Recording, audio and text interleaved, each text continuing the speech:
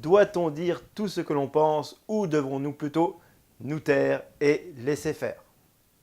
Bonjour, je suis Luc Gégère, je suis le concepteur de la méthode NERTI et j'ai envie de vous parler de cette idée aujourd'hui de est-ce qu'on doit parler, est-ce qu'on doit dire ce qu'on a envie de dire, est-ce qu'on doit exprimer tout ce qu'on a envie de dire ou au contraire doit-on se taire?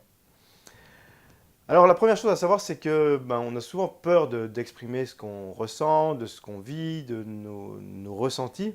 Et c'est quelque chose de difficile d'oser dire, voilà, je ne me sens pas bien dans cette situation, j'ai pas envie de ça, j'ai envie de ça.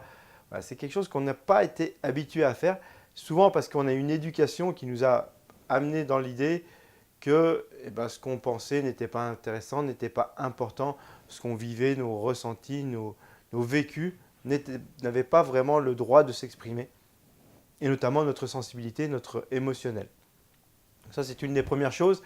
Il y a aussi parfois des mauvaises expériences, c'est-à-dire qu'on a osé s'exprimer et on s'est pris des tartes, on s'est pris des réflexions, on a eu vraiment des mauvaises expériences qui ont fait qu'on s'est refermé par soi-même.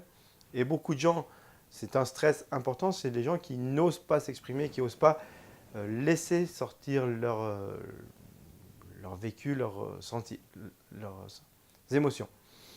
Alors, des fois, c'est une bonne idée de se taire, mais beaucoup de gens sont dans cette impossibilité de s'exprimer, de cette difficulté, et du coup, ça fait du stress qui monte en pression, qui monte en pression, qui monte en pression de plus en plus, et qui va les miner énormément. Donc c'est, à mon sens, important de s'exprimer, d'être capable de s'exprimer en tout cas.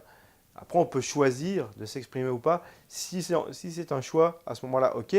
Mais la plupart du temps, c'est une impossibilité.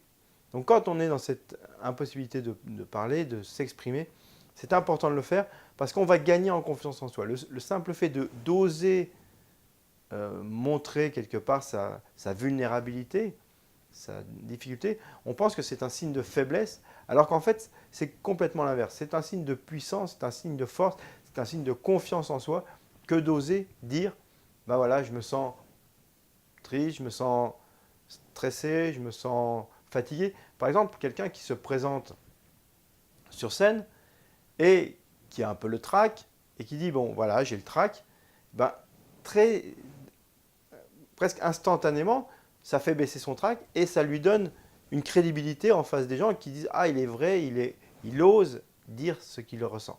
Donc c'est souvent très bien vu. Et ça, du coup, augmente le respect des autres. Les personnes qui vont vous voir oser vous exprimer, souvent vont vous trouver plus vrai, plus authentique. Et l'authenticité, c'est vraiment quelque chose qu'on respecte, qu'on apprécie chez les gens. Et ça permet aussi de désamorcer des conflits qui peuvent être latents. Par exemple, si vous ne dites rien, vous acceptez une chose, une autre, vous allez monter en pression à l'intérieur de vous.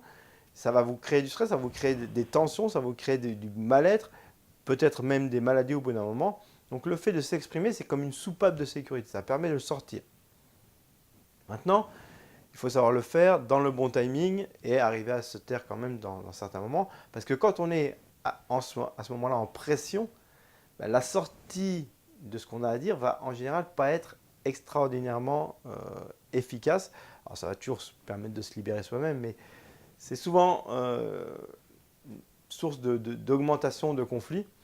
Donc comment il va falloir faire? Il va falloir d'abord penser à se calmer, penser à respirer, penser à relativiser, et après poser ce qu'on a à dire en utilisant certaines techniques, comme par exemple la communication non violente, c'est-à-dire de commencer par parler de son propre besoin, de parler des faits. Voilà, quand j'ai vécu ça, quand il s'est passé telle chose, eh bien je me suis senti, et là de dire quel est notre ressenti, je me suis senti triste, je me suis senti fatigué, je me suis senti euh, non respecté, enfin voilà, des choses qui nous concernent, et ensuite de dire à la personne, parce que j'aurais aimé être plus respecté, j'aurais aimé que tu me consultes, j'aurais aimé, voilà, de dire ce qu'on aurait aimé, et de demander est-ce que la prochaine fois ce serait possible de le faire. Alors, c'est la technique rapidement expliquée de la communication non violente. Je vous conseille de lire des livres sur ce sujet, Marshall Rosenberg, Thomas Danzenbourg, enfin voilà, des gens comme ça qui ont fait des livres très chouettes. Cessez d'être gentil, soyez vrai, ou les mots sont des fenêtres, ou bien ce sont des murs.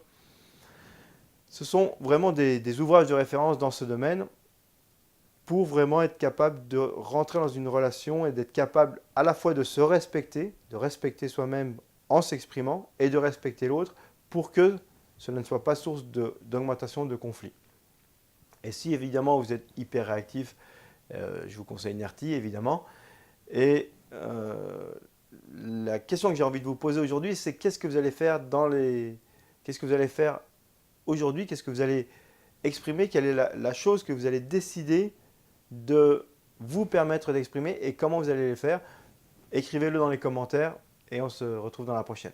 Prenez soin de vous et à bientôt.